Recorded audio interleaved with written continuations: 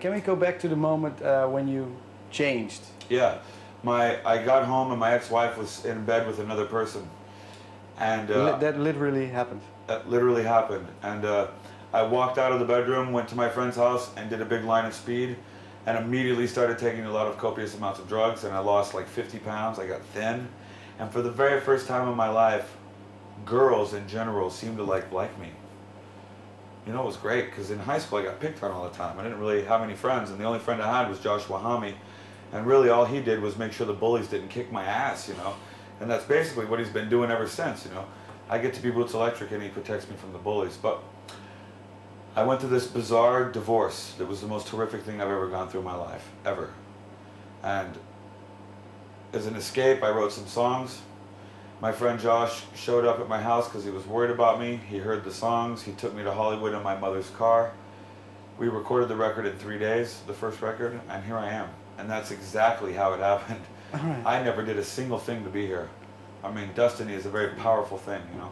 What was you said really weird divorce? What was? Well, my son was involved. And so a very vicious custody struggle ensued. And that's like war, man. It's war and it's devastating. It's emotionally depleting. And, you know, here I was on the threshold of this rad band that I was in that was starting to do well. And then at the same time, I was being psychically drained by this custody battle and my love for my son and a very serious drug habit. So I went to rehab, a beautiful sunny place on the beaches of Malibu, sipping cappuccino every day and learning how to get better. And here I am, happy and healthy and wonderful and cuddly, and Yeah. I need a hug. Just After the interview, we'll hug. Okay, good. How do you, your son, how do you does he like how you've changed, or was he too young when you in your? He's loved how I've changed because I'm really who I really believe I'm who I was meant to be my whole life.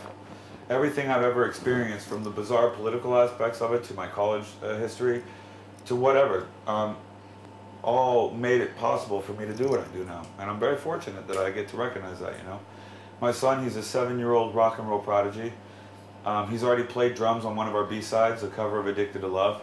I mean, the kid's 7 years old and he's playing on records, like major label records. He came on tour with Joan Jett and I, and his first night on tour in San Francisco, Carmen Electra comes running across the stage with her, you know, her beautiful, bountiful assets shaking everywhere, and she picks my son up and shakes him like this. And I know at some point my son's going to be like 16 and he's going to go, wait a minute, let me get this straight. Carmen Electra, whoa, oh, whoa, you know what I mean? That's great. Yeah. I love that, and he loves it too. But I'm a good dad. I try to be a good dad, you know. I'm involved equally with my ex-wife. We don't battle anymore, you know. I made peace with her because that's important. You know, you need health in your life. And you need some sort of consistency. And more importantly, your children need you to lead them. That's what they need.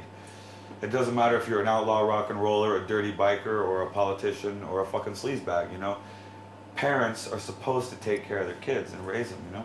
And that's what I do now. But I also get to shake my dick and have a good time on stage, you know what I mean? This is the best of both worlds. All right. And you also said that Josh Homme, he's watching your back a little bit. He's the best friend that anybody could ever ask for. But not only that, he's my best friend.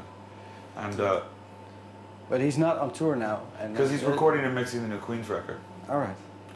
And the only way I'm ever going to get out of his shadow, honey, is if he ain't standing in my sun. You know what I mean?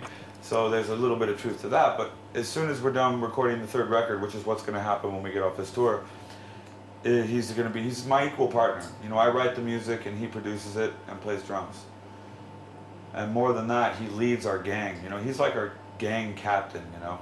He's the captain of our pirate ship.